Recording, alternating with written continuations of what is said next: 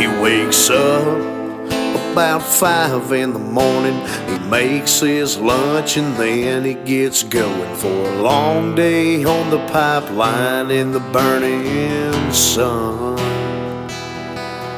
He shows up and then he rolls out. He's got 12 to go and some pipe to weld out. So he cranks up the Lincoln and waits for it to idle down.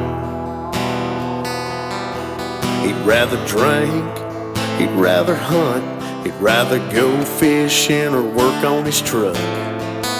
But it pays for all of that, so I tell you he will